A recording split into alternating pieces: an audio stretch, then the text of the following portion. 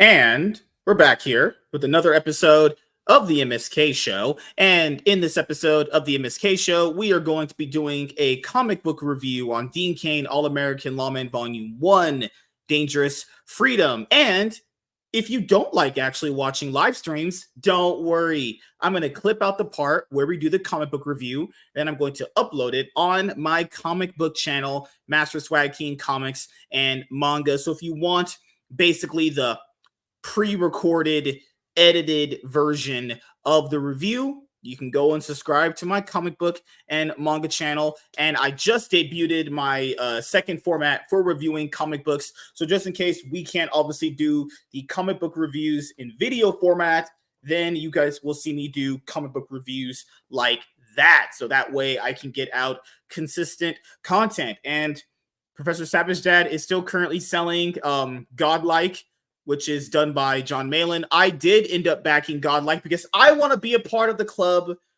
where I wait for 3 years for a comic book. I'm going to be part of that club bro. now. Look at this. Guys, 46 minutes left, yo. This is huge. According to everyone in Comicsgate, the reason you buy their books is because they maintain such great resale value. Right now, I have it on good authority because you can look it up over on his Indiegogo. Let's see here. Godlike. Boom. Oh, Godlike. Godlike. Right? Indiegogo. There we go. Godlike Indiegogo. The Romulus Saga 2. I've got a huge, great deal here because I love all of our fans out there checking this out. Right now, if you look, John Malin himself is trying to sell this issue at $100. Huge. I'm doing it at 60, and apparently nobody's interested. 0 bids. Let's see. How many people even looked at it? 0 bidders, 0 reactions. Nothing. Absolutely nothing. 45 minutes left. You can snipe this one, guys. I literally read this once. I'll never review it. I'll never do anything with it. This is a, as far as I'm concerned, this is a write-off. I got it. It's here on stream. It's in a video. We used it in a video. We talked about it. We showed it multiple times. I have no interest in waiting until, when did we say MSK? What is it? It's 2024 now. Okay, so I backed the Godlike first book reprint on his campaign. Estimated shipping is 2025. So since it's Comicsgate and John Malin, I'm predicting 2028, right? Because, you know, quality. Yep. So that's by that, two, mind you. Then you're going to wait. It's 6 months to a year for the campaign 3 to launch once that fulfills. So 29, right? Campaign 3 launches. Yeah, and then John Malin sometime in 33, maybe 32, but definitely after 2030, you get the end of the story. Yes, and then for John Malin, you know, he was at the Baltimore Comic-Con this weekend, actually, where apparently he just has a whole bunch of Godlike books, actually. I know, right? And not just that, he had campaign exclusives. Maybe they're con exclusives too. I mean, it's not like you can get these anywhere but directly from him in a campaign or a convention. But the CG hopefully Triple Threat, those comic books were supposed to be convention specials when Shane Davis basically tried to get all 3 of them under the same booth. It looks like the Baltimore Comic-Con was different, and they let at least an extra person be there at the same booth because maybe different Comic-Cons have different rules for who they let on multiple tables. Because for most Comic-Cons, from what I've heard, it's just one person, one table. But apparently at that one, you can get like at least one extra person. So Shane botched them getting all 3 a table at the Chicago Comic-Con, and they had the CG Triple Threat campaign that raised like $50,000-$60,000, exclusive covers. You know, Godlike. To be fair, I know people don't like Godlike that much, but the art is very, very good. I will definitely give him that. It's very, very good. He definitely is talented, actually. You know, I'm pretty sure he wasn't always. I'm pretty sure he was not as good before, but that Godlike comic book, the one where the character is holding the sword like this, which is supposed to be considered a convention special, that was supposed to be just on the campaign. Why is that? I mean, to be fair, technically it's a convention special. John Malin doesn't have a website, so he could just only sell it there. That's the thing is, if he has that many godlike books, why doesn't he just make a website and just sell it there? Or Yep. go on make an Damn. eBay store like Ethan does. At least Ethan, I don't like that fat piece of shit, but at least he has an eBay store to sell his books and make some extra money. Why doesn't John Malin make an eBay store to make some extra money? I don't get it. I have no clue. I have no idea, dude. Check this out, dude. Look at this shit. Like this is wild here. You want to see something that's actually selling? Apparently, Razor Fist Ghost of the Badlands 2-pack is moving for $200. That's impressive because I barely paid. I think I paid $70 for 2 of those. That's some resale. But yeah, Godlike is not going to resell, and I'm impressed that how many people picked up this one? Oh, just one of 50. Never mind. That book isn't selling. It's going to be on eBay forever. Why are you laughing at his misery? Why do you just... hey, it's not his misery. Actually, I don't think he is the one, to be fair to John Malin, who posited the idea that the reason people should buy their books is because they have some sort of resale value, that they're rare and different than Ripaverse books, which they're I mean, they are better in quality. yes, quality. Well, nobody's buying it because literally nobody is. Okay, here I have the Indiegogo book right now. Oh, okay. So the reason people understand. So people said I was interested in buying it to read it. Obviously, okay. So I'm gonna clear this up again. The reason why I chose to back it on the campaign and potentially wait 2 years for it is one of 2 reasons. First of all, the people that were selling it for like 180. Okay, if I'm buying any comic book for 180, I'm buying an omnibus that I'm gonna PayPal paying 4 off, right? I'm not PayPal paying 4ing a book like this. That's not worth my time. Now, this obviously was really, really good, and we'll review this later on. But something like this, I would never pay like 184. It has nothing to do with money. If I'm spending 180 on a comic book, it better be either a PSA graded cover that I really like, or it better be an omnibus. Something like this for like 110 pages. No, like wow, what the hell? Dude. Guy is being completely and utterly destroyed by Horseman. 70. Well, of course, that would happen. Yeah, dude. I mean, this is. Look at this. This is. John De La Rose put up the numbers. His first Godlike campaign blew up, obviously. But this is what happens when you take so long to finish something that we kept saying. If you take that long, the interest is going to die out. I don't know how to explain it any more clear than I've had. People don't understand. People's attention spans were bad back in the day. Imagine how much worse they are now with all these other new books coming out, all these other competing titles, actually. You know? So that's why I think Godlike 2 is going to ship out by next year, late 2025, early 2026. There's no way he can wait that long to do another title. He knows now. There's no way. Well, I think what it is that he is looking at what Ethan has done, which is make a shit ton of money off of his crowdfund and then jack it all off, burn it all on pie and bullshit. And then not have the money to actually. What the heck? Well, let me do this for you guys right now. Okay. Here is the Godlike campaign. There we go. Right here. Okay, so this is, I don't know what the supplemental books are. I have no clue what that's supposed to be. Is that some side story shit? I'll be honest, guys. I really don't know. Probably. This is the one I backed right here. This was the second reprint. So with shipping, it's like $30.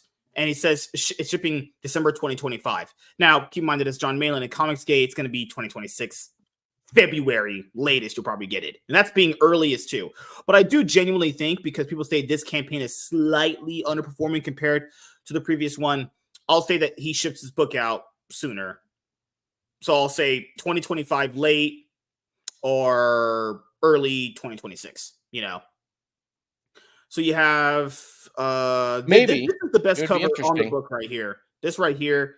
This is the best cover for cover 2. I don't know. I think he should be promoting this cover more from This is probably the Shane Davis cover. If Shane actually, I never doubted Shane was a decent artist, but I think Shane's cover should be the one that's promoted on the main page. This one, it's not boobs, but like, I'll just be honest here. I think Shane did a better cover than John did for his own book, which is saying something, honestly. It's this looks way better. Look at this compared to this. Oh yeah, come on. I mean, they've always been great artists. All of them are. Now the problem is that this is the thing that many artists found, especially when they became like when a lot of those a lot of artists started popping off over to Image, and some of them like Todd McFarlane, Eric Larson never really. Like he did Savage Dad, and nobody ever gave, or Savage Dad, Savage Dragon, fucking bleh. I know.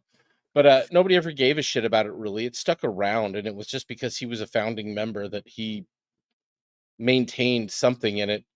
But Todd McFarlane and Jim Lee and the rest of them could actually carry a story with their art, but they could actually write a story to some extent. Were they great writers? No. God, no. Most artists are not. They need they need somebody who understands story so much better than them. They need somebody who can actually help them tell a story with their art, because they've got a writer who's developing plot, who's developing dialogue. Like the one thing that I find that they're really bad at is dialogue. Like Godlike was so dialogue heavy and gave me so little from it.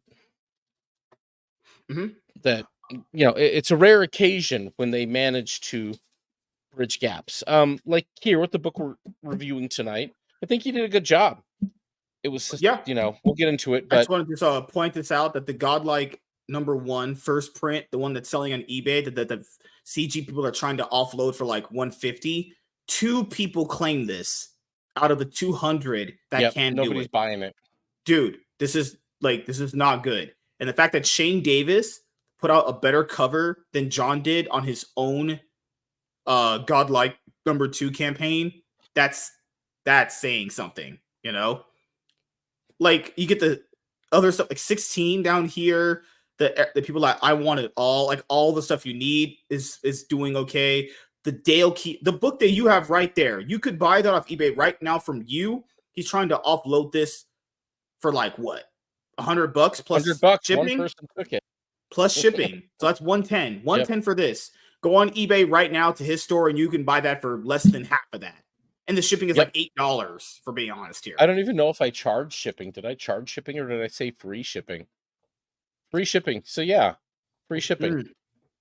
So you have $60.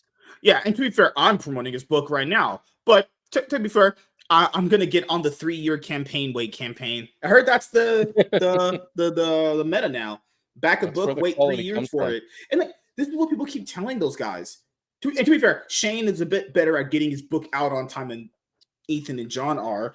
But this is the thing is, if you wait so long to put out another book in your series, it's not worth the time. And then if the story isn't even worthwhile enough, people aren't coming back, right? So this book right here, Dean Cain, All-American Lawman, Volume 1, when I was done reading this, I can't wait for #2. So I know the people that read the book are going to be there for #2. If you read this, you would be ready for #2.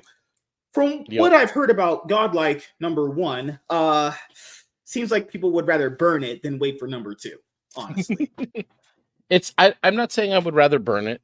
Like I said, it's yeah, you can put it in a fire pit. It's a preview book that happens to have that literally bolsters its page count with 4 to 6 nearly blank pages that could have been, and 2 fully blank pages, just black ink poured it on, nothing there.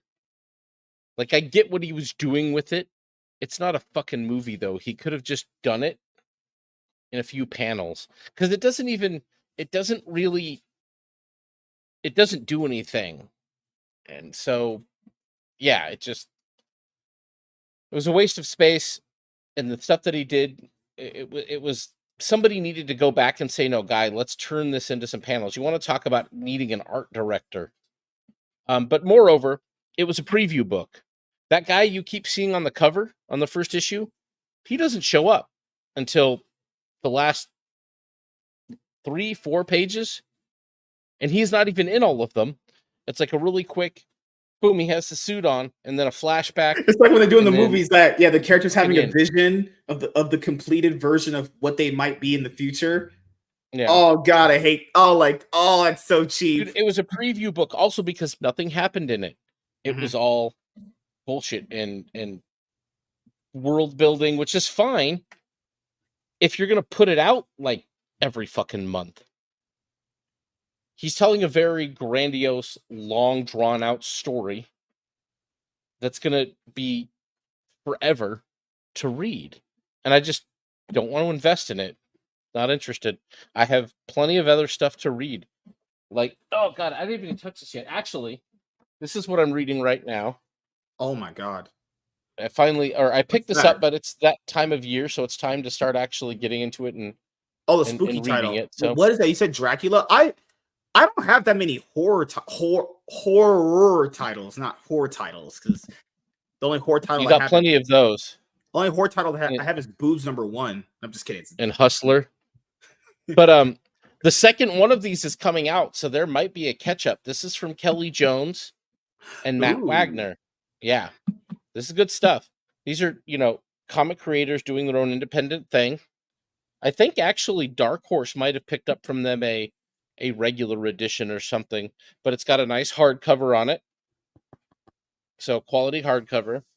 Interesting art on the inside. They're telling kind of an origin story of the man that was Vlad Dracul and how he became Dracula. So I started off with a little of it. I'm going to get into the rest of the story soon. But yeah, good stuff there. The second book they put up on Kickstarter soon, I believe. So that's good. I keep hearing about the next one of these. I'm excited to see the story. I find it very interesting. I also some tie back here over to the Rippaverse. Apparently, in the animations they're going to work on for Horseman, Dean Cain is going to voice it. So that's pretty cool. I think for Halloween, I think for the review, we probably should do the Batman Long Halloween. I think it only makes sense, right? Might as well just get through, because that was supposed to be the next review before Savage Dad took his paycheck and quit on me. He's like, I'm taking money from a black man and leaving. So that was kind of ironic in a way. What money? What paycheck? I was paying you in godlike books. Bro, that's the opposite of clout right now. 29 minutes. Anybody gonna buy this one? Come on, 29 minutes. Just extend it. Just buy it now, right. $20 and a pack of cigarettes. Marlboro cigarettes. Oh man. Hell, I should have figured. I'm not.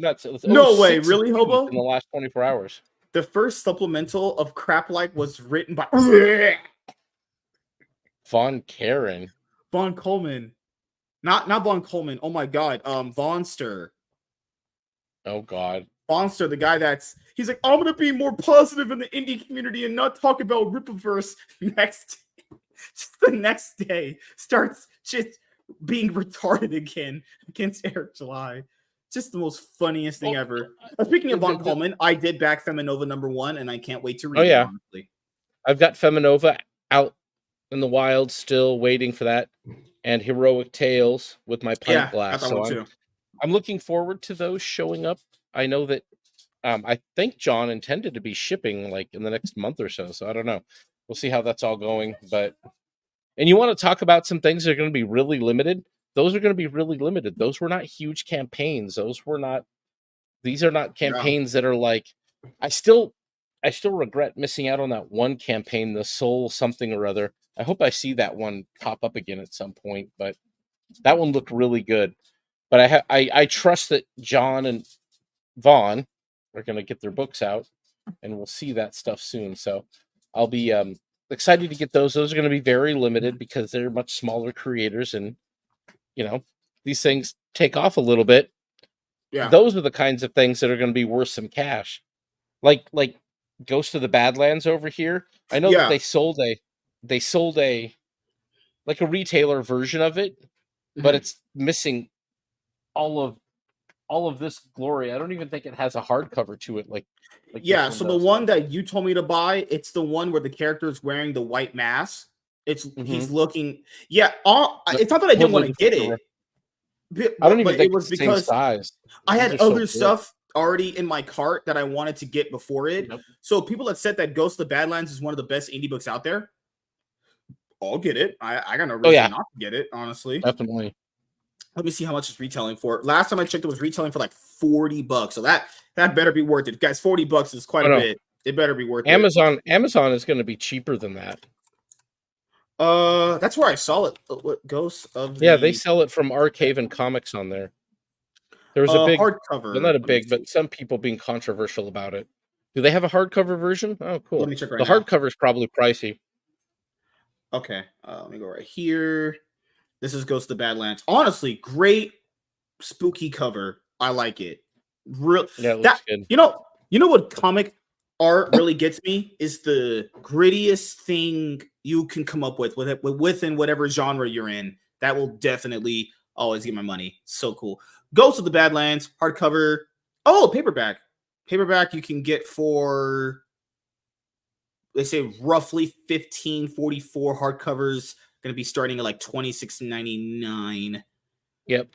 Let me see what we got here. I don't. Okay, if anyone who knows me, you can get some decent, acceptable books. I wouldn't really trust it ever. I usually have my ship between like new, very good, and good. Okay, so like new for a paperback is like $30, and I have Prime, so the shipping's free, so it's like Well, 30. go off of that because look, if you go for the paper, or if you go for the paperback, go up to the top. Yeah, Like the very top one is $17. you're And right. that's from the seller. Oh, you're right. Yeah, because Super Book Yeah. Deals is charging 30. I didn't see that, honestly. Yeah, you're Yep. right. I would Yeah. get that one for 17 Amazon's right been there, doing dude. that recently where they link the seller to get the hardcovers here too. Hardcover sold from this. That's $26.99. Okay. I've heard good things about Yeah. it. Is there any reviews on here for it? I don't think so. That's Razor Fist. Which is weird Oh, there because a is lot of reviews. people picked it up. Yeah. I was gonna say Okay. he was a his book was one of the highest selling ones for a minute on Amazon. Damn. That looks And great on it's the sealed shelf. there. Emily says, I backed it.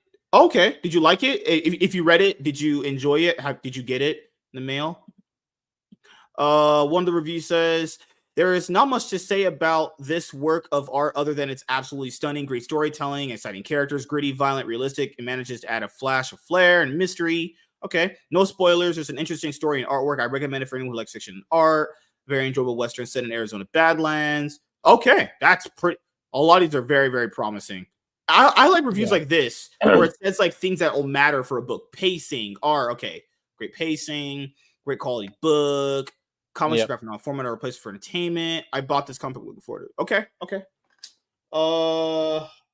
That's the hardcover. I have a book like that. I want the hardcover. I just have to have a hardcover. I can't do a soft one.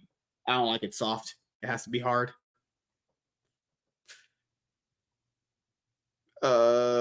Let's do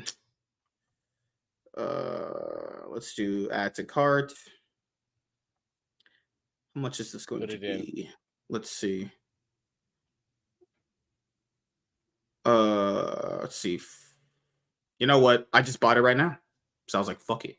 I don't care. There you I just go. put Dude, my I dick can't down. find Dean Cain, All-American Lawman on eBay. I don't think it's on eBay at all, actually. I don't think they've sold any copies on there. Well, dude, anybody could sell a copy if they wanted to get rid of it, but it's not here. Like, where the hell am I going to buy this? You're not picking it up on eBay. As we get into talking about the review here, let's talk about things that are rare and limited. I don't even know where I could buy this right now. Yeah, You would it's think. nothing there. I mean, the only place you can buy it is bigmancomics.com, which is Gabe's website. Yeah, but I thought he was out of print on it. I thought it was No. done. You can get it from the site? Yeah, so the You can. the cover that we have is out. Yeah, So cover A. cover A, B, C, D are out. Covers E, F, and the Gabe El Taib cover are the ones to get. Let me bring it up right now. Oh my goodness. I think that's the problem with Gabe's website, and I love Gabe. He's awesome. Needs to like redesign his website. Like this is fine, but the interiors of the website are like this is kind of I Yeah, don't know. Doesn't it's not like lively enough. You know, it's a little bland for me, but it's fine. These are the next 4 titles coming up for Big Man Comics. I do want to message nice. him so I can buy Truth, Justice in the American Way. I heard that was good. But yeah, Dean Cain, All American Lawman, Volume 2. That's the one that I'm most looking forward to because I read the first book and we're going to review it, and it's actually really, really fucking good. If you're ready for sci-fi and other titles, it'll be there. Yep, Actually, they got some work coming around. yeah, It was an 4 new interesting place to titles. start. 4 new titles coming in 2025. Yeah. Now that is how you do it. He got Well, see, this all is of the thing, man. It's what Eric is doing, and this is the thing that they don't understand. The people who are up at arms. These are businesses. These are yeah. individuals trying to run a comic book business. Ethan Van Sciver says shit about how he's running a comic book business. Motherfucker, you're not. You're just not. He's that You're not. guy There's that's no business running. to it. He's that guy that's running something out of his basement, thinking that it's a business. In reality, it's just a glorified hobby. Because a business takes itself seriously, and a business doesn't bitch to its customers about getting products out on time. No business does that. A real business doesn't need to be crowdfunded. Like Gabe's stuff, they're pre-orders. These things come out later, just like with Eric July. At this point, they're pre-orders. He doesn't need another crowd fund to get access to the money right away in order to, I don't know, live for the next 5 years while you write the book. So, I get it. In Joe Biden's America, that $600,000 Ethan gets from the campaign will float him and his family for the next 5 to 6 years. And then maybe he'll put Rainbow the Brood out after he makes a toy so he can get enough money ancillarily from the toy in order to send off to print one of the Rainbow the Brute books. Not all 3, just the one. Yeah, because the thing here with Rainbow the Brew, as I bring up to people, is that the campaign was already closed, funded, and done. And the people that already backed it and gave him money still have not received the products. Then this fat piece of shit wants to go on his fucking streams and say, oh, now we're doing toys.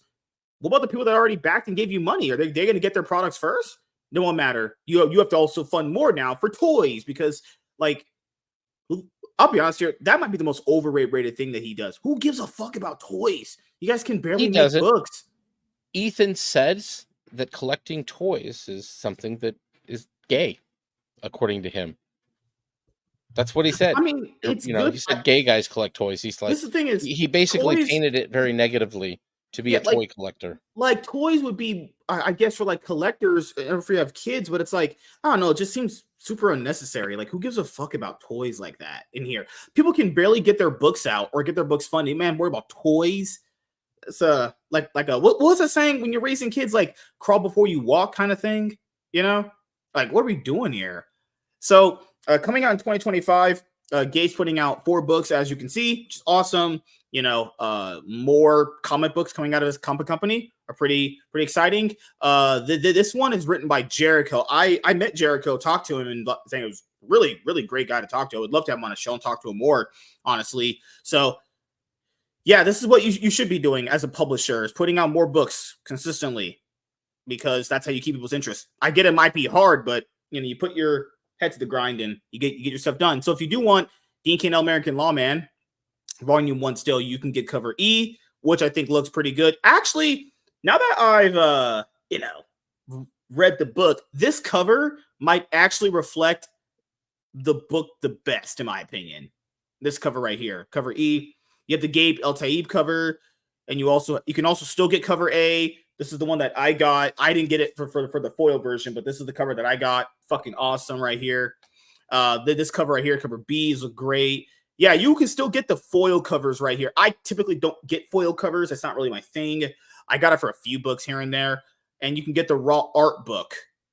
So you would get everything in just the most raw artist form throughout the book, obviously.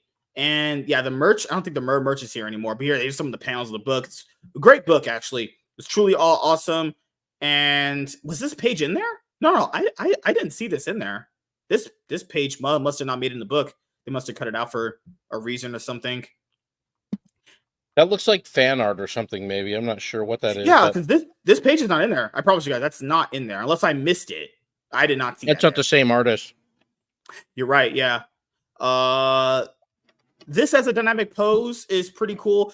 Most of this doesn't happen in the book, but I think it's giving off the flair that it's like James Bond-esque. But the rest of this stuff is in the book, and all of this in context makes so much more sense now. Like when I was reading the book, I was like, man, this was my most anticipated book for like anything on the indie sphere for the entire year. Definitely lived up to it right there. So yeah, we're gonna get into the review in just a minute here, and let me set up. Let me start clearing my head for video format. Oh my god. Let me start putting it all up inside my butt.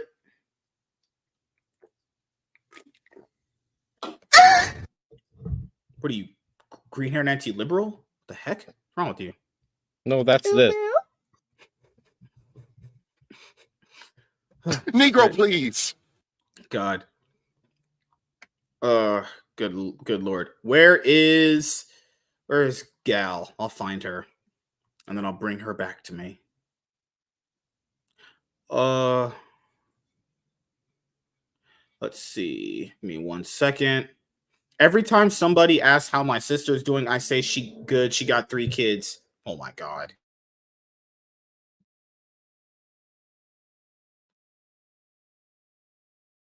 Yeah. This girl is like, I'll just have 4 kids. They do that sometimes.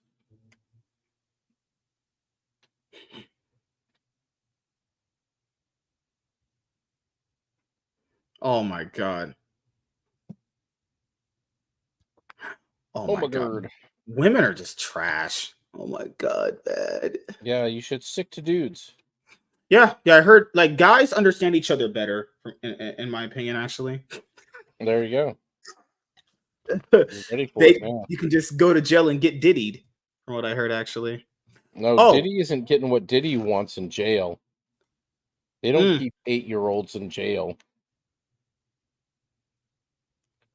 The other thing that I wanted to tell you guys right before we start, we did have Batman Day 2024. So yes, and happy birthday to the Cape Crusader, who's provided everyone much love and great memories throughout comic book history. It's been absolutely amazing to read about the character, watch the character, all that stuff. Batman has some of the best comic books ever written, obviously. The ones that I recommend you get into if you're a new reader, obviously, is Year One, Long Halloween, Dark Knight Returns, Man Who Laughs, Killing Joke, Court of Owls, Batman Hush, and Nightfall, bro. Nightfall.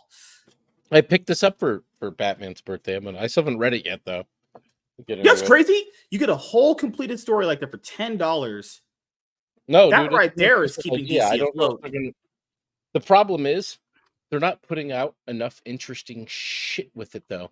Like, this is the most interesting one they have. I already have Hush, so I'm not interested in that. I already have the individual issues. But nothing else has really sparked an interest. I am interested in the Chuck Dixon compendiums for Nightwing and for Robin. I want to get those. Also, the Kyle Rayner compendium for Green Lantern. Those are interesting. Give me some old stories, guys. Like this is okay, fine, but I want give me something else. Give me you gotta have some good runs out there. Give me Nightfall like this, or ooh, you know what would be perfect for that? I don't know if you've ever read this shit, but the Earthquake in Gotham, Cataclysm, No Man's Land, and No Man's Land. I've never read that. I heard No Man's Land is one of the best stories for Batman. I've never read No Man's Land, so I would have to. It is in the modern era, it is probably one of the better and more defining stories that they've written for Batman.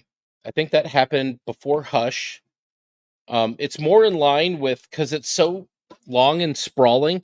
It went on for about a Long. year, but the cataclysm happened before that. The earthquake in Gotham and everything else. Oh, And do you have if you this want to one do all of it, story? This story's always promoted in any Batman anything. It's called Batman Ego. I've never picked it up and flipped through the book because I think the art is ugly as fuck. Batman Ego. Do you have that? Not ringing a People keep saying bell. it's Let me really see. good. It just looks so ugly. I can't get into What it. story is this? Batman Ego. Oh, this is some sort of interesting artist It's thing a of a one tale. shot right here. Oh, They have by this at my Darwin Barnes Cook. and Nobles. Darwin Cook. I can go pick this up. I think the art's ugly. Does this not look ugly to people? I don't know. Like, why? It's got Tim Sale art in it. The cover is weird, but This it's looks by ugly. Is it not? This is Darwin Cook. ugly. It's weird, but I think the insides are going to be really different than this. I've never seen this before. Is this the one that was Tim Sale's last book or last Don't remember. Here's Batman someone horror? flipping through it. Let me see. Did they ever wind up publishing that fucking third sequel to Long Halloween? That's coming out this month. Actually, no, it starts this week. It starts this week. Issue 1, it starts this week. There you go. So those are the pages. Yeah, I'm not buying that. That just looks like crap. That looks like absolute shit. You see that art? That looks like booty hole. Think I'd waste money on that? Let's see what else they could do with it. Dark Knight Returns would be great in the $10 format. That's you know they're going to sell that. Yeah. Mm-hmm. They should have already. That should be one of the first things they did. They're Long relying Halloween on is doing that. Tower of Babel for Compact Comics. Do that. That will sell. Tower of Babel isn't very long, though, dude. You're gonna need more than that. Tower of Babel, like this is how big it is. Where the fuck is it at? I don't know. Yeah, here we go. Tower of Babel is actually not that long of a story. Like it's only about that thick. Yeah. No, Joker from Brian Azzarello was like that too. They made it a compact comic. It's just gonna be a lot shorter. All right. Yeah, shorter one. I feel like you're getting gypped at $10 if I can get all of Court of Owls for that fucking much, though. Yeah, because the problem here is some stories are not going to be as long as the other ones. Yeah. War Games would be good. War Games. Batman. And then let's see. Ooh. The Public Enemies saga. Superman Batman. Oh, that would be awesome. That would be great. Hell yeah. Public Enemies, and then the one where they brought Supergirl in, Apocalypse.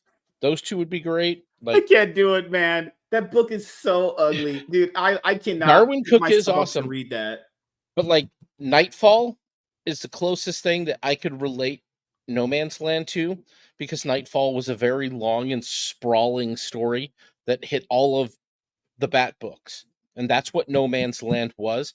But they don't have like these compendiums like this capturing all of it. For whatever reason, it is held in pretty high regard, but most people just don't pay attention. DC never printed Omnibus Volume. They did Omnibus Volume 1 for it. They never did Volume 2. I have no clue why they never did. Yeah, there's an Omnibus for it.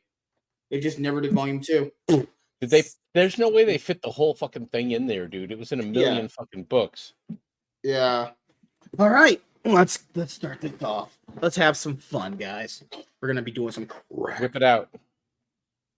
Oh yeah, you're right. Oh, before we knew it, Transformers Volume 2 from Skybound Image Comics. It's gonna be dropping very soon. Void Rivals number Volume 2 drops. 2 is showing up tomorrow. Yeah, I have it. It'll be here tomorrow. I heard Void Rivals is not as good as the other ones are, but it's still okay. It's still solid. I haven't read the second one of it. It started off with an interesting concept, but it didn't really. It made progress over the 6 issues, so I'm looking to see where Volume 2 gets, and it'll kind of decide for me if I'm going to keep going with it. Yeah, and that's why I always tell people that's why this format for comic books works so much. Like, this could work as a floppy, but it's so much better if it's collected all in one book. Like, that's where the format of comics has to go, is basically do trade paperbacks are your like standard moving forward? Completed stories or story arcs, or just a good half of it up front? Well, let's get right to it. I'm black, and that wasn't it. I will make you disappear. Ha! Just kidding, guys. I have to entertain you guys because I'm a genius. All right, give me 1 sec. 1 sec here. All right, are you ready, black man? I think Savage Dad left me, guys. He left me. You made me disappear. Oh, okay. Selena, well, she's done. Crazy. When did her first ever stream was 3 hours and 50 minutes. Holy! They were just, I don't even know what they were doing. I think they were just hanging out and watching videos and shooting the shit. It's just cool. It's a good stream. Hey everyone, I am MSK, aka Master Swag King, coming at you guys today with another video. And if you guys are returning viewers or new viewers, then please consider subscribing to the channel if you have not already. Leave a like on this video if you enjoyed it and comment down below. Also, make sure you guys hit the notification bell. That way, you guys can get notified on whenever I upload a brand new video. And in today's video, we are going to be doing a comic book review on Dean Cain, All-American Lawman, Volume 1, Dangerous Freedom. So, Dean Cain, All-American Lawman, Volume 1, Dangerous Freedom is from Big Man Comics, which is ran by Gabe El-Taib, a person whom I've met twice in real life. I first met him in the 2024 Las Vegas Geeks and Gamers and FNT meetup earlier this year. And then he had a special little mini event for himself for his birthday a few months ago. And then I went to San Diego to meet him once again. And obviously, we've talked on social media before. He was on a podcast episode with me, but it didn't last the minimum length that I like for the show. So I just cut it out. And then I just uploaded it as a regular video. Great conversation there in that video on obviously my main channel, because you guys are watching this video on my comic book channel. I would recommend going to my main channel and watching that so you guys can really get into the mindset and how he does work for his comic books, actually. So basically, long story short, Gabe did not like the way that mainstream media was headed when he was working for DC Comics, but he did work for like every big title you can possibly think of. So then Dean Cain, who obviously was a celebrity, most famously known for playing Superman and Lois and Clark, My Adventures with Superman, contacted him. They made a collaboration. And then, long story short, this ended up coming into fruition. And when I first laid eyes on just this cover, I knew I was going to buy the book. Now, before we get into actually reviewing the book, as you guys know, the reason why it took us a little bit more longer to get to this review was because I ordered cover A, right? And then that package actually got lost in the mail.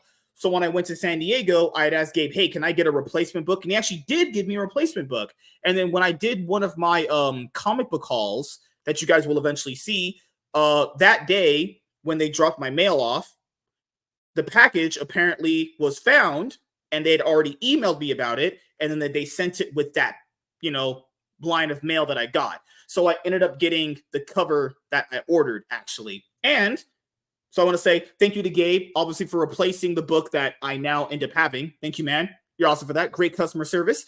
And you can also still pick up Dean Cain, All-American Lawman, Volume 1, Dangerous Freedom on bigmancomics.com. And he also has 4 new titles coming out in 2025. Now, will he get all 4 of those books out in 2025?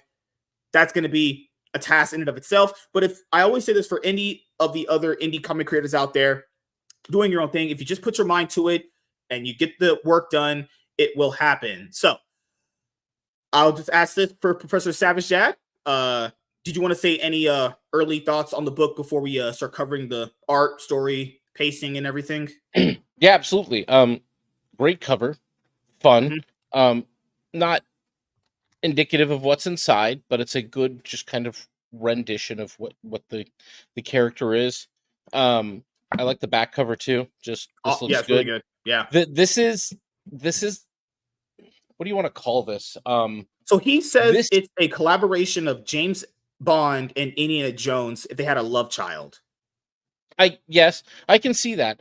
What I get from this is, like, if you want to talk about vibe, Mhm. I get OG Nightwing from Yeah. this. Chuck Dixon's first go around putting Nightwing out. That's the kind of fun that it is. Mhm. Because that's what it was. That's what that was the difference in dynamic between Dick Grayson and Bruce Wayne, Mhm. and why they grew apart, why they wrote them growing apart, and how they wrote the characters. And when Nightwing moved on to Bloodhaven and had his own thing, he had this Mhm. talk of the walk vibe, like he was a badass, and he knew he was a badass. Mhm. He knew he was like hot shit. He knew he was like the best looking dude around, and he knew he could like kick every villain's ass. He was your quintessential like young stud badass dude that like guys wanted to be. Now, in this one, Dean Cain isn't exactly portrayed as being young. He's a father and everything else, but the vibe, like Nightwing vibe. Like I there's no way Gabe doesn't like couldn't see that. Like this is a different vibe where you've got this very kind of not necessarily happy, but like confident in a positive light, like good guy, Mhm. straight up So good guy, no shades of gray or bullshit, just a yeah, good guy doing good things. And that's what Nightwing was, dude. He yeah. showed up to Bloodhaven where nobody was doing anything about the crime there, and he was just like this quintessential good dude doing Yeah. good shit. So I yeah, that's think what I that's got from it. because I remember doing that conversation I had with him for that one video I was talking to him for a one-on-one. And I remember he said that he wanted to make comic books in the vein of making people happy, Yep. not like in the vein of like, well, this guy's a good guy, but he does kind of like do heroin and he kind of beats up his wife. Is that really a good guy? It's like, well, no, right? So that is the spirit throughout the book, I'll say. And I will say this. There are a few criticisms here and there that I do have for it. One, I Yeah. will say this, and this is on like the nitpicky scale, so I'll admit that straight out the gate. Okay, so toward the end of the book, I'll just be honest here. You don't really okay. So outside of this right here, this is the very end of the book. All this right here. So this stuff should be in the front. All of that. All the stuff about Yeah. like Dean and Gabe and Acheon's awards and achievements. Nothing wrong with bragging about that. I'm fine with that. I'm cool Yeah. with bragging. Leave those in the back. That's fine to stay in the back for Yeah. sure. But if you But wanted to kind of like put an ad for more stuff you have coming up, I would have just threw that in the front. And toward the end of the book, you have these character profiles of obviously of Chris Tanaka and Veronica yep. and Ming. Now, I don't mind that too much, but I could just deal without it. Honestly, Yeah. I don't really know why that's there because later on you could just have a character profile book describing what the universe is anyway, and that would do the characters and villains more justice. Obviously, I'd be honest, I just don't know what this is for. If you actually read the book, because to get to that point, you'd actually have to have read the story to get to those characters. I think it's kind of a little bit of just maybe defining something. I'm not Mhm. sure, but also I don't think like when he did this, he didn't know it was going to be a success. He Oh didn't yeah, know that yeah. this was going to move the numbers that it did and do well. Mhm. So they just kind of, made a book. And like I didn't even read the profiles. I They're guess it basically gives just what you, we learn about the characters early on. Like we learned that, yeah, because the stuff is visually shown, and that's what's really awesome about the characters or the backstories later on when we talk about the story. It's all yeah. visually shown, and the dialogue Yep. perfectly illustrates who's talking, who goes to where, or the And what last part. characters you're dealing with, what their motivations are. This Yeah, last you get page, a lot I of it in would there. say should be ads for your other comics coming up because like guys, I'll be honest here. I'm Like, not the guy that's interested in like, oh, I drew my art. I don't care. I'll be honest here. It doesn't move the needle for me. Other people it might, and that's fair. Two yep. different strokes for different folks. But I do believe at the end of indie books or whatever, because I get this same criticism to Eric and what's the other guy that does Grok, the Remnant books. Having ads to let people know what's coming up is very important, honestly, because you bought this for the first time, you're like, damn, this is awesome. Okay, where's more? I don't know if more's coming. So you don't know if you want to get more. You know, the end of the book should be an advertisement to get you to the next part. But other than that, that's just the only real nitpick that I have. Is kind of like better ad placements, better advertising of what's coming next in the next books, actually. All right, so let's start this off. So overall, this book, you could kind of consider it very wordy. There was a lot of dialogue here. A shitload. There was a bit, but like, there was so much of it that was told by story. Like, you look at pages like this. Yeah. You're going to see the dialogue pretty light here in this interaction. Like, the thing about the dialogue was that it was scene dependent. So, like, you want to know where you got a lot of dialogue. And I picked this up earlier. Was, let's see here. So you've got the scene like here. Let me go here. You got this where, you know, he's schmoozing up, rizzing the lady up. Yeah. You know, so just like me. Getting after her. Yeah. Yeah. Of course. That happens all the time. Every time a lady comes on with MSK, it's Riz. Yeah, it's crazy. She was at a bar and he was rizzing her up. So I was like, yeah, it's coming back to me. Exactly. Wait a minute. My story didn't pan out that way. That's where all the dialogue, that's where you get you get a lot more dialogue when you've got these tight scenes where you've got people close together having like personal conversation and shit. And then when you get into, let's say, like here, you've got the action scene, you know, let's see, 1, 2, 3, 4 balloons on the top panel, then 1 balloon, 2 balloons, 3 balloons, 2 balloons for dialogue. You got an action scene there. It's good. It's smooth. He's not saying more than he needs to. You don't have it going off the side of it. Then you've got this scene in the church. They're in the what is it, the vestibule or whatever with the preacher. They're having a conversation. They're talking. There's that, and then like, let's see here. You get into this page here. They're fighting. Is there a ton of dialogue? Nah. It's where the dialogue is paced and put in the proper places, and it's isn't excessive.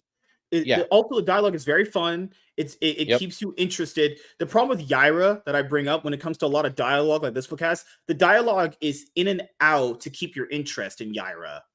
So I was like, man, if we read a book like this and the dialogue is like that's going to be a slog to get through. You know, even if the rest of it's fine, the dialogue, the reason why the dialogue is important, guys, for comics, because that's what's keeping your interest, because that's the characters interacting. Well, that's what's moving.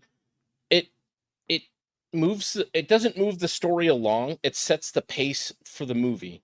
Yeah. Or for the comic. Yeah. I mean, the plot is what everything else is kind of centered around. Up here, you've got your dialogue that's helping it move, and then you've got action helping it transition and move. Sometimes, you know, you're going to have portions of the story told in just the artwork itself, and that's great. You know, competent artists with a competent writer are very capable of doing that, and they do it very well. Right. I had a good, actually, Ghost of the Badlands is a great example of that. George Alexopoulos and Razorfist, both themselves competent in what they do together.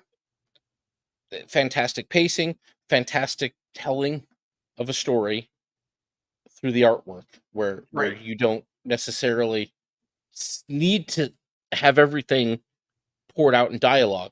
And the same in here. I mean, this is just a straight up, it's an action movie. You're looking at, this is like a PG-13 action movie in the 90s. You know, you've got your gunfights, you've got your everything else. You don't have the gratuitous fucking that every action movie and you has know, to have from my these conversation days with because reasons. You know, from my conversation with Gabe, he was very he didn't like the whole like grotesqueness of certain characters like Deadpool. He said he really didn't like that. Yeah, didn't like the R-rated booby thing. That was absolutely not a kid's movie. I know that, like, which is annoying because it's a superhero thing, so some people don't fucking get it and they take their kids to like Deadpool and Wolverine. But there are aspects of it that are funny and silly that kids like there's like parts of the opening sequence that are with this fucking songs and shit. But there's also a lot of funny videos that Ryan Reynolds did for like Instagram promoting the movie, like silly dances and singing and shit that like my wife was watching Mhm. and my son was watching and he was laughing at because it was silly, but they were like Instagram friendly ads and promotions and shit. And it's like, yeah, no, son, that's not one for you to watch. So the way he described it as being basically James Bond meets Indiana Jones. Now, keep in mind, guys, I've never seen an Indiana Jones movie my entire life, but I have seen one James Bond movie, and I've seen Casino Royale.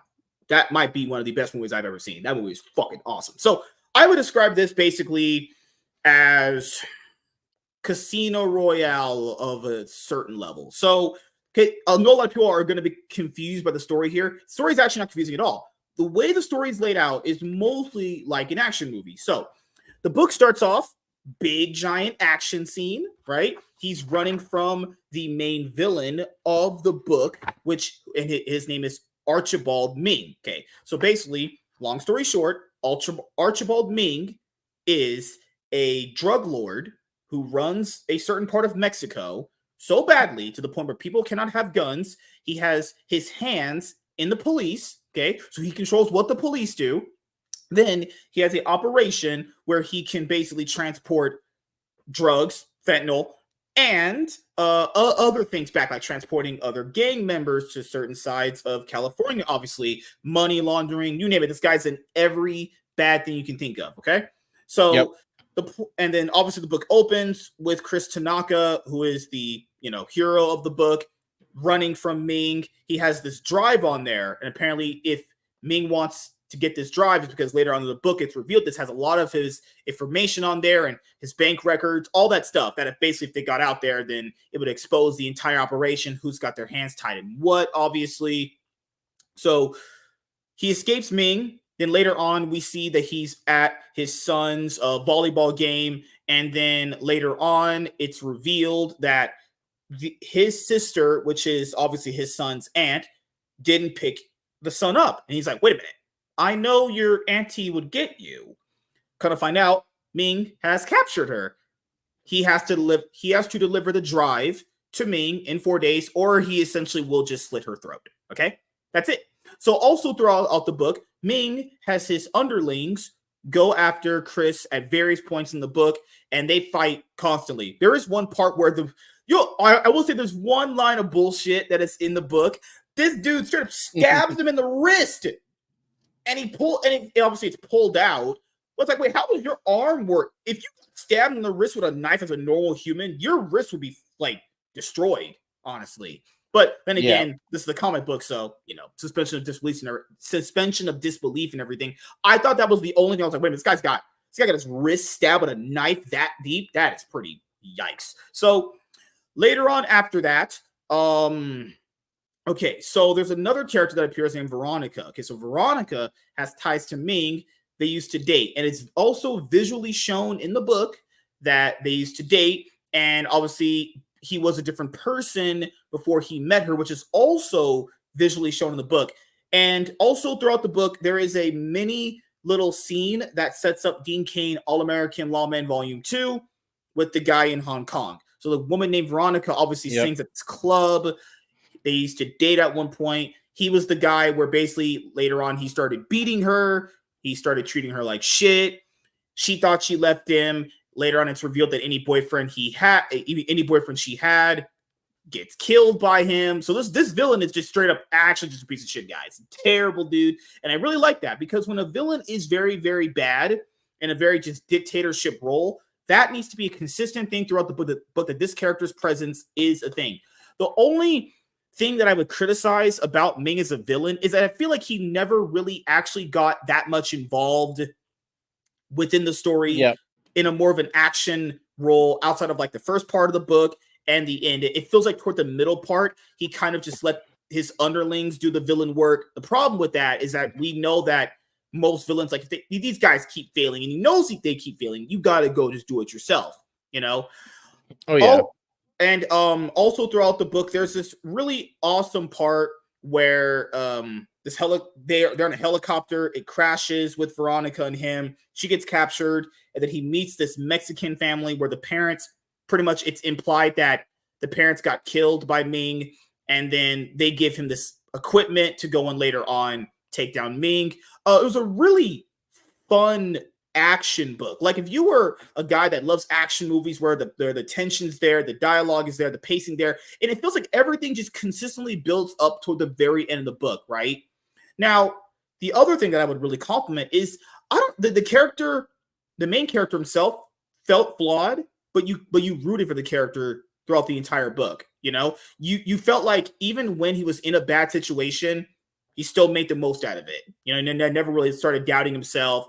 I didn't particularly care for the main female lead. I don't think she was that interesting, if I'm being completely honest here. I felt like she was just oddly trying to play a stronger female role while also not being like all much for that. You know, I just didn't care for Veronica's character really much at all. Like, to be fair, you could probably honestly remove her from the book and nothing would really change, but I get it.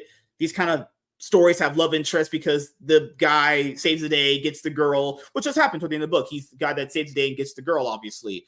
The only thing also that I would say is there's not particularly any like art that stands out, you know, kind of like when we read Gooding the Polymath. There wasn't really like a specific art page that stood out. There was one where he knocked the guy's teeth out with a bat. I feel like that was kind of cool when they try to ambush him, you know.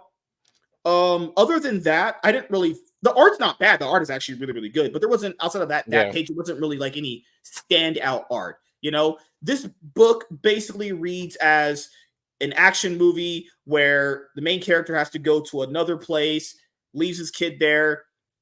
One of the leading characters from the organization sets them up to get stuff throughout the book. Now, to be fair, it is kind of very easily known that the guy that was apprehensive with him in, I guess, what was the organization he was working for? Well, it turns out that guy was also in Ming's pocket as well, you know? But that happens in these kind of action movies / books. Like, that's not a surprise at all, you know?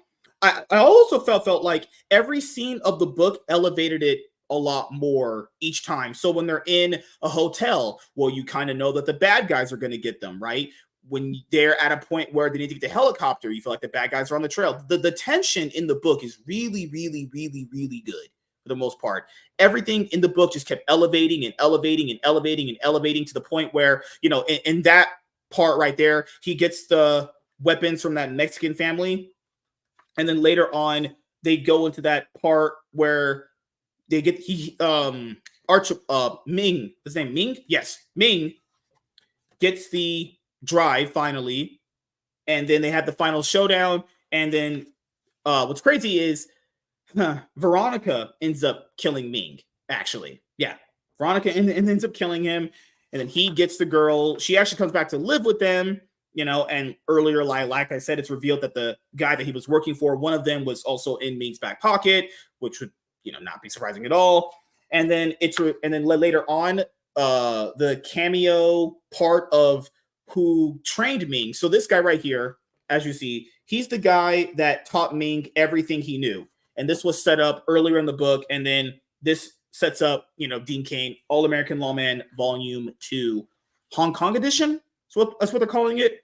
So yeah, those are my thoughts consistently. That guy was basically discount Red Hood with a sword. I was like, why is he wearing Red Hood's helmet? He's disfigured in some way, so he was hiding his particular looks there. I don't know exactly what it was. Yeah. So I really enjoyed the book. You know, I think the villain is great.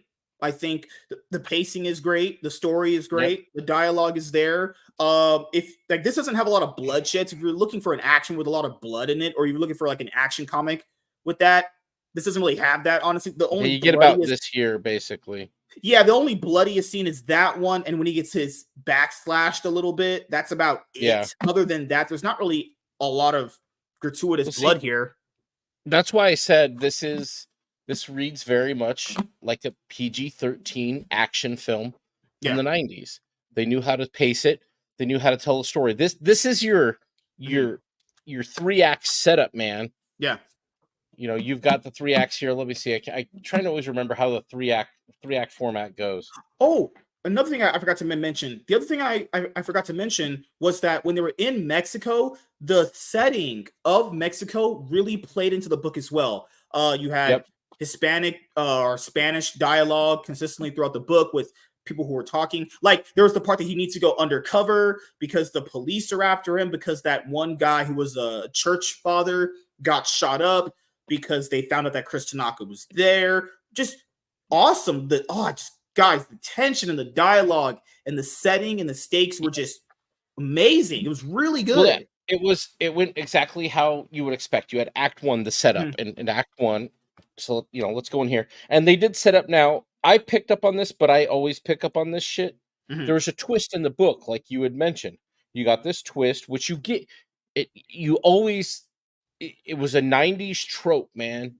In your Nick Cage action film or whatever it was, mhm. you're gonna have this trope. You're gonna have that as the twist at the end is somebody there isn't who you thought it was going to be, but you just there was a point in here where I knew this motherfucker was up to something, like it was so seeing him at the end wasn't a huge surprise for me, but I know some people they were like, "Oh shit, like he really was an asshole." And I was like, "Well, yeah."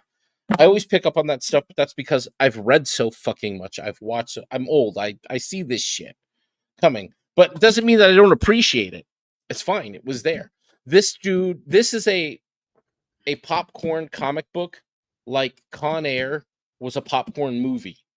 Yeah. Not quite the same kind of things, but they're not dissimilar either. You had a strong father character Mhm. doing some shit he didn't necessarily want to have to do to get back to his kid, you know. So he had to go out and do this, but Also, it's not overly religious either, you know? no, he does bring up God and he mentions God, but he realizes that Yeah. there's It's an not too audience out heavy-handed. there beyond, Yeah. yeah, what it exactly is. So then you got all that set up in Act 1, the first part of the book, Mhm. issues 1 and 2.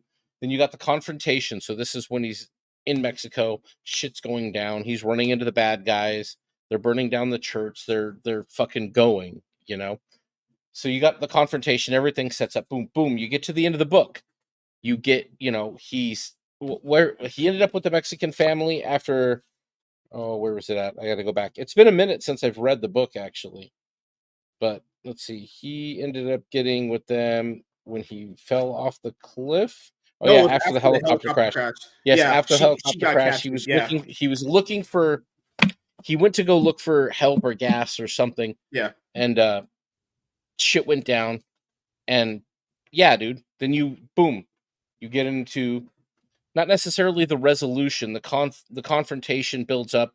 You get there, like the climax is where begins, Yeah. where he's putting on the makeup and shit's about to go down. Yeah. That's Villain your gets the item they Yep, were looking for the entire exactly. time, you know? That's your end of issue 5 right there. Boom. Then issue 6, you're rolling in, the fight goes down, and you've got, the wrap up afterwards. You get the turnaround, you find out that the guy that he worked with was, actually a bad guy, the guy It who was actually kind of an makes more asshole. sense now So, because the guy that basically he was working with, not the guy with the yellow mustache, not the other guy, it would make sense yeah. how Ming would get his sister because he was obviously working. He would obviously have that information to give Yep. him. Yeah. I So also like at the end that she's kind of like, apparently the hookup must have gone well because she followed him home, so yeah. Mm, took that booty with him. But dude, yeah. the story was paced perfectly for what it needed to be. You could, dude, you don't need more than you know, this can be a quick read if you want. Like, Mhm. chew through it, man. You can sit down and eat it up and move through it. Is there a lot of dialogue in some scenes? A Yes, lot. but there's a lot of dialogue in some scenes in John Wick, and then it goes Yeah. to action. Boom, Yeah. it moves over. That's just the way. That's the way it's paced. Like this Mhm. could be.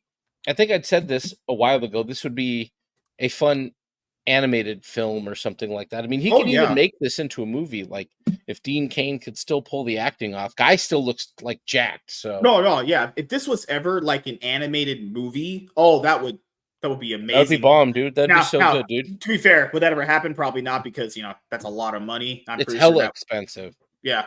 You got to But get so no, many Koreans.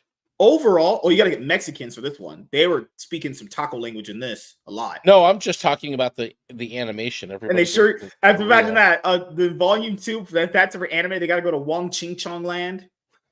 Oh yeah, the Oh god, Bangkok one. I'm looking forward to it. Like, was yeah. this the greatest, most deep fucking story that I've read this year ever? Was this Batman Hush? Is this, Long Halloween, Year One, whatever? Oh no, No, I don't think it was trying it's to be not. though. Yeah. No, it doesn't need to be. That's the thing. Comic books can just be fucking comics, dude. This is Yeah. 1980s fucking GI Joe, explosions, fun, Hmm. action, strong men Yeah. doing, positive masculinity, positive fatherhood. Like, Hmm. all of this stuff came out of this book. This is why it was my jam.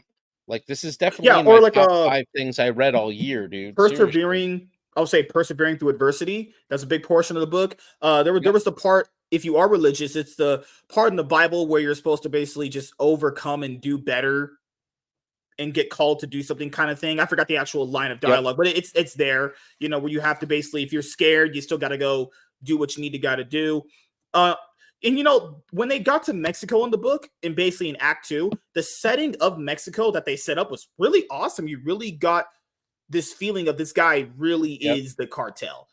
That's the thing when it comes to a villain. It's like Frieza in Dragon Ball. Like you can feel Frieza's influence throughout the show when Frieza's first like the main villain, right?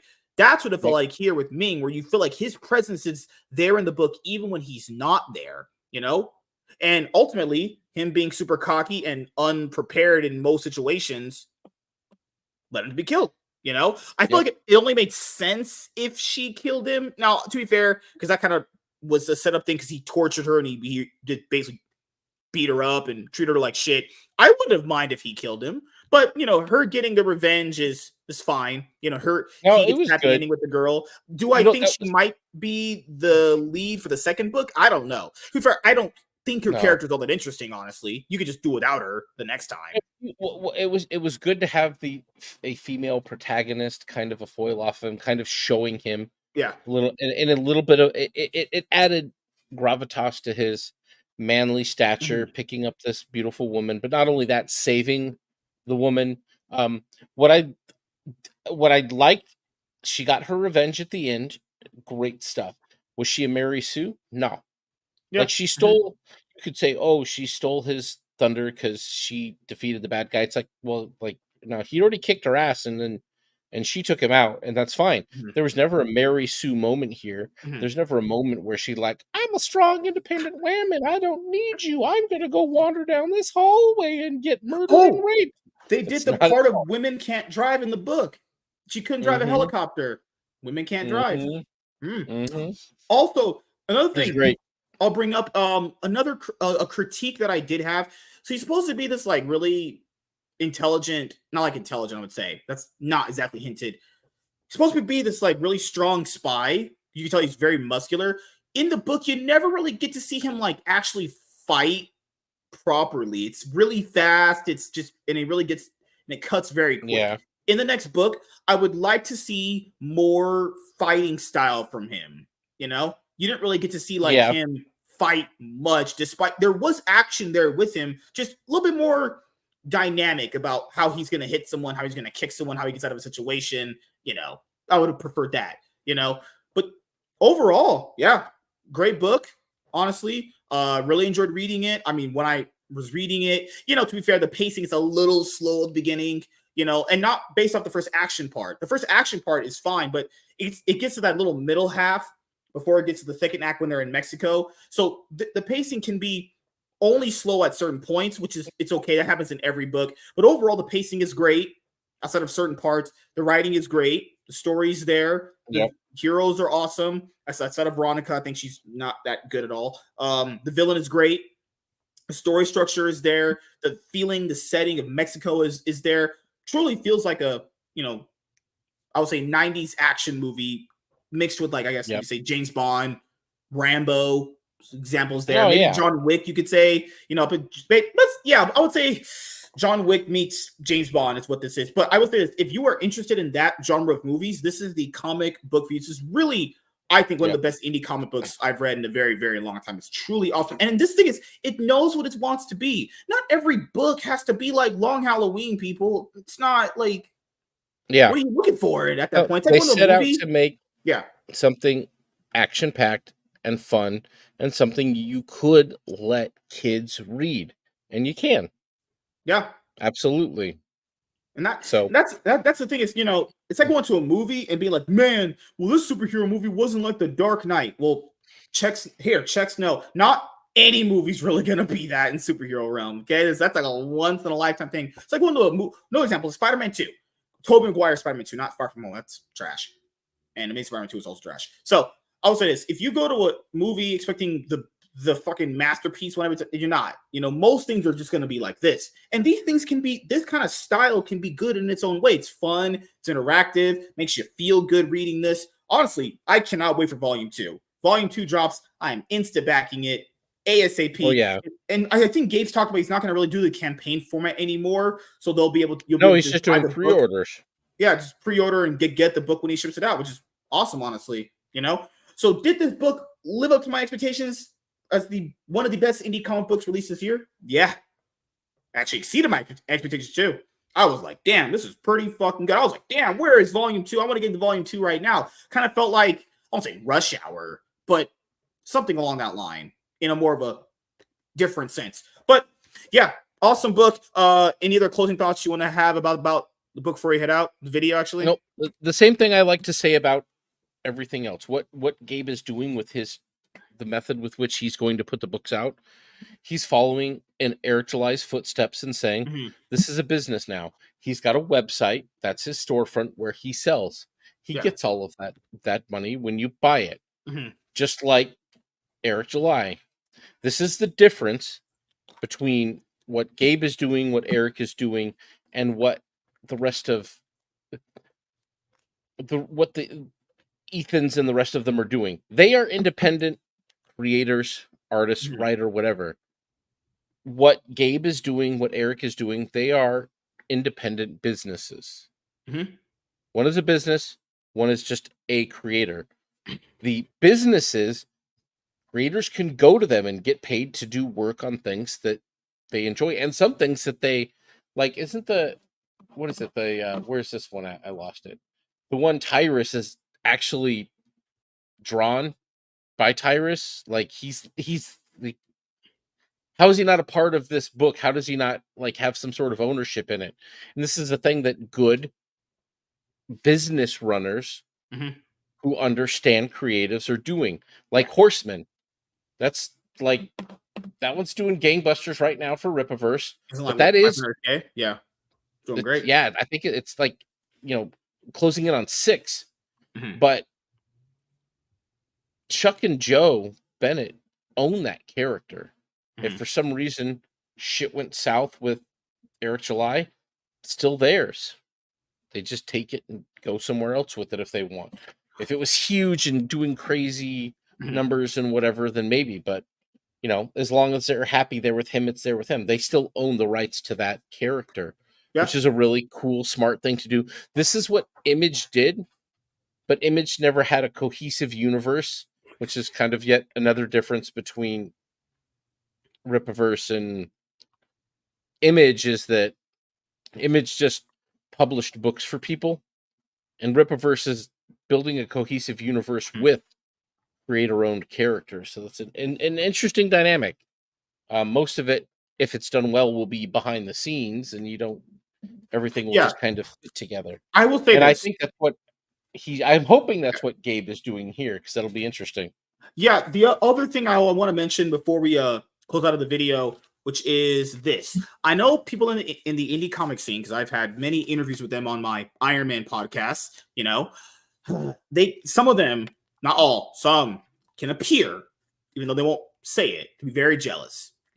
I would say this: you might not like somebody, you might not think that they're all that great. But this thing is, I don't like certain people, and I still learn from them. You can learn from people you don't like, right? I would say for people to kind of read this book however you can get it, and look at what the writing is, because there are indie comic books I've read. It's just their stories are not that interesting, right? Like the characters do not even feel like characters. It just feels like the writing is just so like, oh my god, blah blah blah, it's drawn out. This is perfectly paced dialogue and everything to keep your attention if you're reading an indie comic book. And if you're reading an indie comic book, the reason why you need to have good writing is because you need to keep people interested in your book to get to the next book, obviously, right? So I think Dean Cain and Gabe and Akeon did a great job here, and I can't wait for Dean Cain. Yep. All-American Lawman, a Volume 2 Hong Kong edition. So, yes, thank you guys for checking out this video. If you guys are returning viewers or new viewers, then please consider subscribing to the channel if you have not already. Leave a like on this video if you enjoyed it, and comment down below. Also, make sure you guys hit the notification bell. That way you guys can get notified on whenever I upload a brand new video. And thank you guys, and we'll see you guys later. See you guys later. Deuces. Peace. Oh my god. Wow. Okay, that part's not getting in the edited version. It just made me have to edit something out that I don't want to edit out, but okay. It's at the very end. I'm editing it out. No way, it's leaving there. You that'll be your exit. That'll be your exit sound. Whenever you end a video, it just goes beep, and then Master Swag King Entertainment comes up. Wow. Do it. Maybe I just leave this entire part here and just say, fuck this. I'm just kidding. I don't even edit it out. I just leave it in. There was the one mess up in Screecher number 2 where I edited the video and I put in one of my fake intro starts. I just saw your intro that you have an intro now. I was like, holy shit, MSK has an intro before me. What the fuck am I doing? But there was the part where I did the intro for the video for Screecher number 1, and I forgot to edit out that part, and then I do the actual intro where we go into the review. I was like, oh my god, I left in the gag before. Holy crap. But yeah, wow, awesome book. I gotta put this up. Really good. I'm gonna put this up. I'm gonna put this put this in my ass somewhere. That's where you keep all of your comics. That's how you lose them. Goodness, I'll probably put this next to the Ripperverse shit. Yeah, this one's staying up on the this one gets a home on the shelf for now. I'll probably move, in all honesty, a lot of the stuff that I'm keeping out so I can get around to writing things off will be up on the shelf here. Where you at? We're back. All of this stuff for the videos. I think next up, if you picked this up, we should probably get into this. I do have to read and review something on my own before we get to that. This is the Ultimate Invasion, and then there's the one shot. I need to pick that the fuck up. I do need to pick that up. Ultimate Invasion. Here's the problem with the book. There's a one shot that is connected to that they didn't include in the trade, which is so fucking cringe. They should have just included it in the trade. That's what I. Okay, here, guys. I'm going to show you guys something that is one of the... This is the reason why DC Comics fucking fails recently. I'll show you this right now. Beyond done with them for a minute.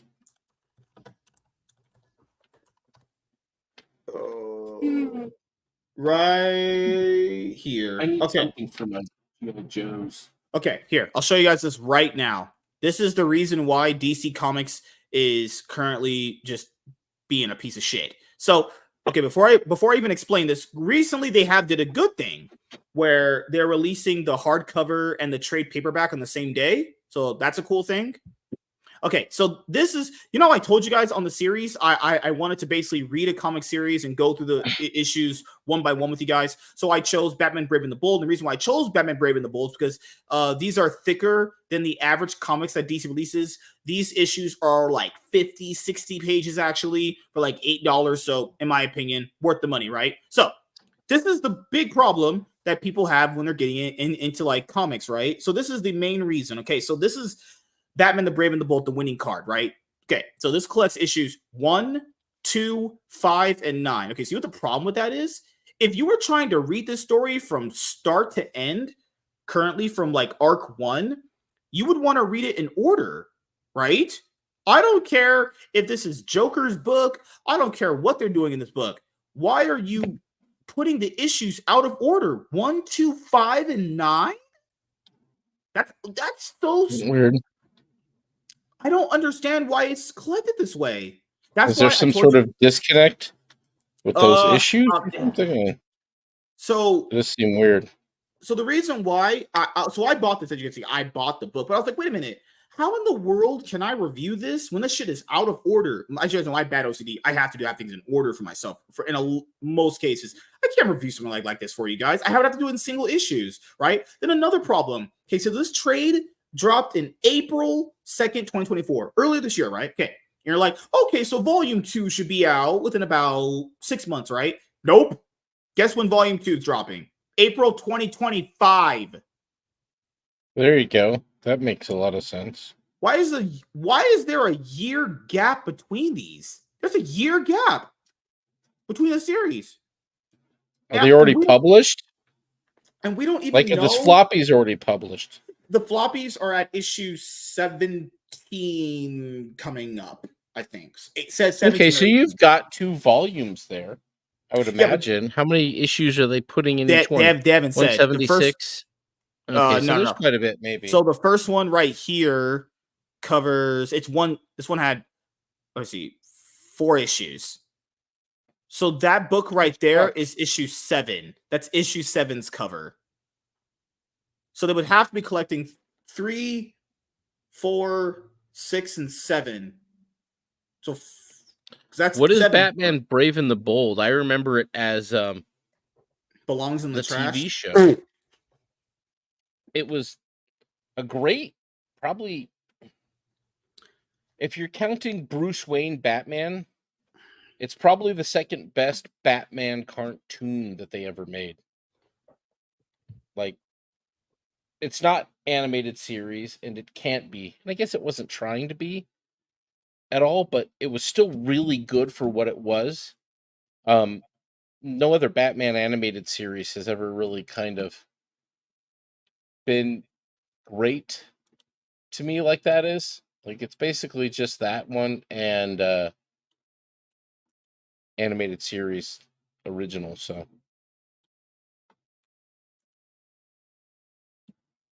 But yeah, the comic book, I don't know.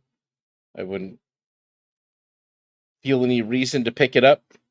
I've got Ultimate Spider-Man I want to read. I've got Void Rivals 2, but I got a pile of other crap back here to read as well, so.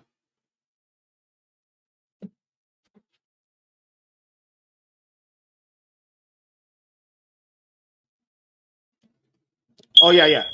I was having sex with my wife. Sorry. Yeah, like that's the thing though, is first of all, there shouldn't be a year gap in trades like that. You shouldn't be collecting shit out of order because they want to collect the Joker arc first. It's like, oh my god. Trades are, oh my god, guys. Okay.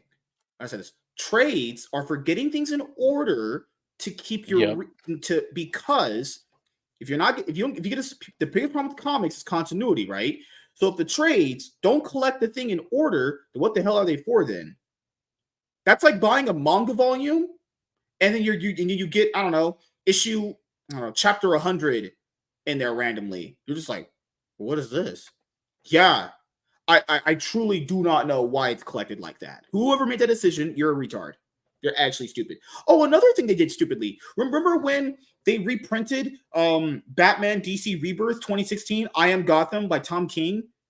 2024 edition, charging $20. No, $20. We can go on Amazon right now and buy that shit for $5. That's what I did. I bought the shit for $5. Mint condition, no cum stains. 2024. That shit better blow me.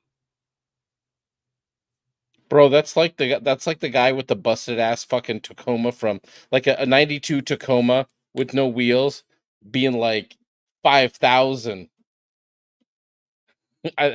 5,000 strong. I know what I got. It's the I know what I got, bros. Like, yeah, No, but like, what totally, is like? I know how good this is. That You're is gonna buy it. That's a straight up scam. Like, is that not a scam? Well, it's just retarded. They think that you know. The thing is, there's nothing different about it. It's the same shit. It just says 2020. What if you bought? Don't know. If you're a comic shop owner and you bought that, you deserve to go out of business. I'm sorry, you're a crackhead. And Jeff Johns' stuff from Ghost Machine, as we saw from the records, fell out of the top 50. Yep. I'm not saying it doesn't still sell very well, but it fell out of the top 50 because, when it comes to superhero, it's hard to compete with superhero stuff. It is. It must feel very frustrating that he probably might be putting out some really good titles with Red Coat, Geiger, Rook, Exodus, and shit like that. And they have other ones coming up. They have a horror one coming up recently with like High Street. Yep. It was the preview in that book. The only one that I know won't sell very well is that Hornsby and Halo bullshit. Are they going to make it out, though? I thought that stuff was near death, dude. Hornsby and Halo, they said High Street's coming out. High Street #1's going to be out. And really? Halloween. No, I'm just saying all of the Ghost Machine stuff I thought was basically been... They still have that Rockefeller. There was that one book that I think might be a hidden secret, that the Rockefellers one. It was one with the family. That one, I think, has potential. That one's not that bad. Yeah. Let's see how they do. But the thing is, like, even someone like Jeff Johns doesn't have enough name value to push his comic book company titles further, because Zeb Wells can write for Amazing Spider-Man and his shit outsells Jeff Johns' stuff just because he's doing Spider-Man. That's crazy. But hey, Skybound did it with Transformers, where they were able to compete because they had a vision with Daniel Warren Johnson and they wanted to make it happen, honestly. Yeah, true. And it's working. It's still working. What is this? Yeah, so DC, the only thing keeping DC afloat recently is just what? Compact comics of old collected stories. Yeah, printed probably. in manga format. Yeah, that's all I can do. Pretty much. That's all it's going to be, dude. It's going to be licensing out old stories to be printed by somebody and licensing out their characters. Yeah. If it's at some point, it depends on what Warner Brothers wants to keep doing. Them and Disney are going to be in some tight spots. I don't know how you keep a basically comic book company that isn't making you any money at all, that's a loss leader, alive, when you have to start cutting shit. Warner Brothers is fucking broke as fuck. And Disney may not be there yet, but let's see where they're at after the Ray movie drops, which I heard just got delayed. Let's see where they're at let's see how they're doing with Disney Plus. Everybody's definitely every movie they announced. Watch Hagatha. Every movie they've announced, it's not come out. Is Mandalorian and Grogu gonna come out? We've not heard nothing about that, but a release date. They put out release dates. They'll put out even the names of the movies coming out. But the filming and the directors and the writers, that part remember when Warner Brothers dude, I was in fucking college almost, I think, when Warner Brothers is like, we've got The Rock to play Black Adam. I remember that. Yeah. What was it? Like, how long did it to play Black Adam forever? Yeah, he was casted to play Black Adam in 2007, actually. He played Black Adam, guys, in 2022. Like, let's see, how many years was that? Yikes. Epic. Oh, yeah, and then, November of 2007. I was in college at the time. That. Yeah. That's how fucking wild that is, dude. I'm married and have a family now. When did that come out? 2022? Did you watch Black Adam? I thought it was super underwhelming. Like, I thought it was just mediocre. It pretty much was. Oh, no, wait. Sorry, I did that wrong. So, 15 years. It took them 15 fucking years to put that movie out. That is wild. Wow. Yeah. Oh, yeah. Oh, it was also delayed, because Dwayne Johnson wanted it separate from Shazam. Like, there's that whole thing where, he wanted to basically make Black Adam its own thing. He wanted to make Black Adam its own thing. Like, what is he doing? But it was never going to be. Black Adam was never a character that could carry a book, nor was it a story. It wasn't interesting. It should have been him being a villain to Shazam. It just never sells. The only Black Adam story recently was the one where he was dying, but they're not going to kill him off. Yeah, It was a nobody story cares. like the premise was He's a Black good Adam's villain. dying, and I was like, he ain't dying. You're not gonna fool me with that. I'm not buying that book. The fuck out of here. It's just like Well, you know nobody's they're not buying gonna those die. anymore. Yeah, like Yeah, well, that's the thing. Like when they killed fucking Steve Rogers or when they killed mhm, fucking Bruce Wayne, it's like, please, motherfuckers, we know what you're doing. We don't care. Because also, they do that kind of shit because they're going to get press over it. Like the only ever since they killed Superman, and I believe that they were mhm, doing that just to tell a story because before that book, they didn't know they could get that kind of press, and that kind of press would make those kind of sales, make it huge, make it retarded. Ever since then, they keep trying to fucking do that.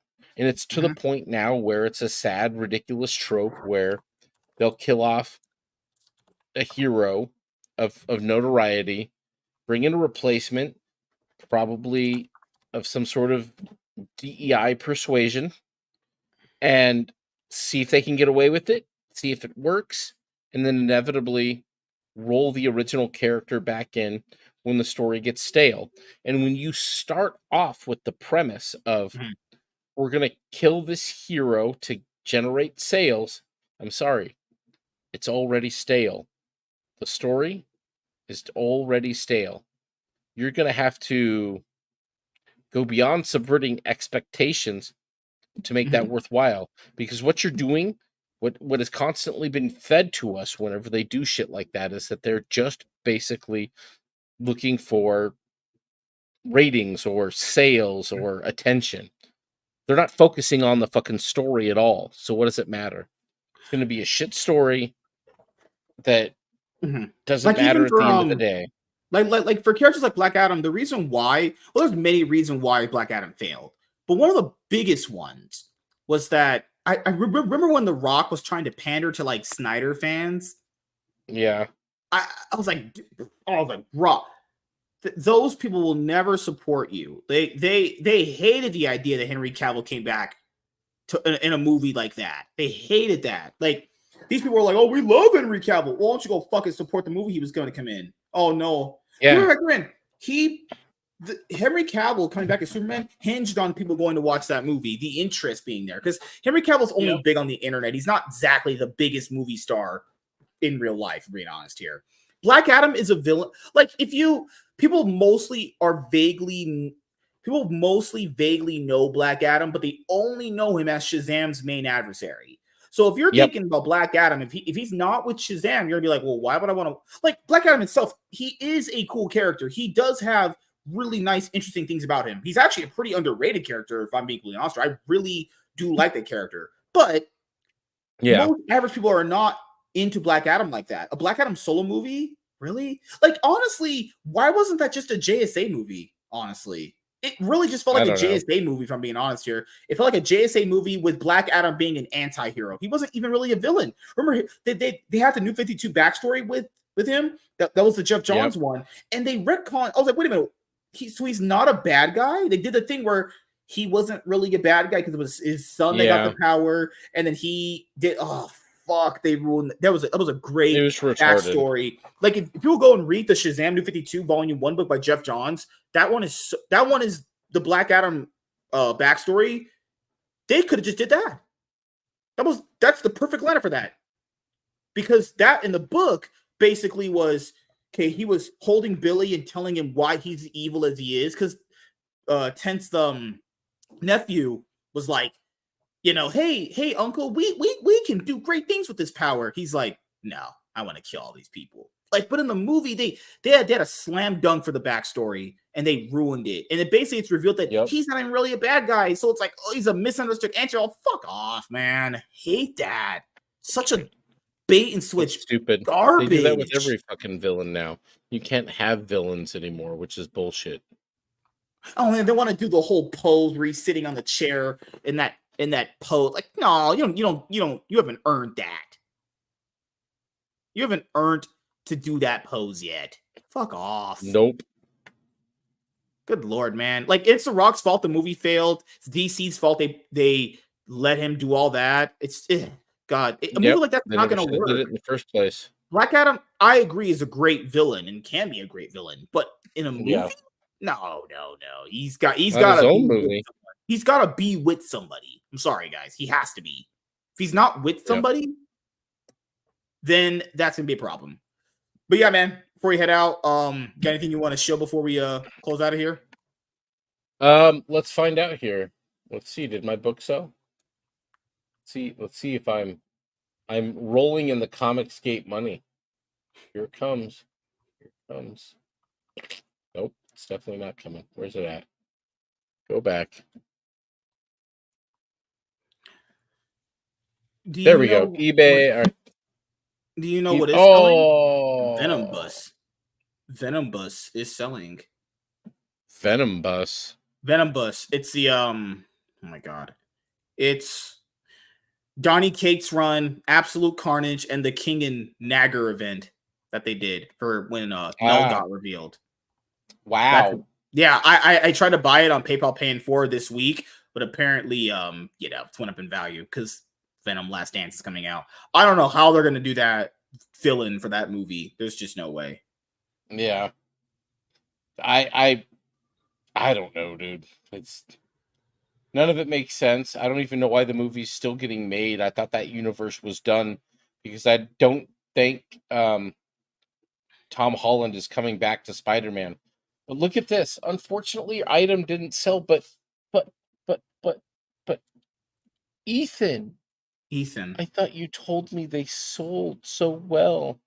Everybody wants them. I thought they were rare. Oh, there we go. Proof that blowing up that bullshit right there. Somebody screen cap this right here. Go ahead and get that. This is what happens when you try to sell it for $40 less than they're currently trying to push it for. And I'll get this to you. I would have got this out like tomorrow. Definitely not 2 years from now when MSK's, I don't know, did I buy got a TV in his room or a bed. I might buy this. I don't know. I'm looking. Let's do. What are you looking for? No, it's a book that I bought a while ago. I don't think I even got it, honestly. I think I put it up somewhere. I would go look for it first, bro. Don't do that again. Oh yeah, don't. Yeah, we're buying the same fucking hell. I mean, it's, at the end of the day, it's only like $7, but it's like, god damn. Yep. Yeah. Other than that, Rogues Gallery on Friday. That's about it, man. I don't know where this week is gonna go. I'm hoping I make it to Rogues Gallery this Friday. Horrors Gallery. See what happens. But yeah, guys. I know the Iron Man podcast is over, but that doesn't mean I'm not going to clip out the content that we did from those shows and upload the video. Obviously. So, yeah. So I just want to let people know that on the comic book channel, I promise you guys we will have more consistent content, whether it's me doing it the review way I did with the Ripper Scene #1, or we do it like this. Obviously, the next book we're going to review, I don't know yet. Probably get Long Halloween done. Probably should, because Halloween's coming up very soon. So we'll probably have that. Maybe next week we just take a break. Just talk next week. Next week we could no or you could do or no, you gotta do your ultimate other thing. Oh yeah. Oh god. I'm taking this week off from a book. I'm just gonna read a fucking floppy. I don't care. Oh, I'm reviewing C.S. Johnson's book. She wants me to review it, and I read it, but I gotta reread it again because I did read it. I just don't remember a lot about it because I read it so fast, and I was like, wow, my brain is fried. So I'm gonna review her Discord #1 book, and then obviously critique her so bad to the point where I make like 50 trash cats about her because I'm just a fucking insane piece of shit like that. So there you go. Oh yeah, thank you guys for checking out this episode of the MSK Show. Be on the lookout for tomorrow, where we will be live once again, Monday, 7 p.m. PST. Consistent content is coming.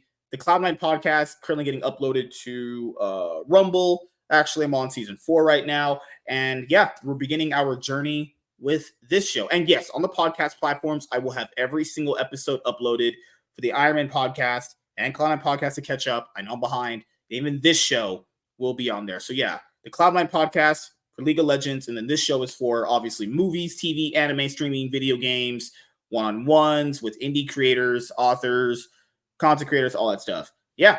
Have a great weekend, guy. Oh, hope you guys had a great weekend. We'll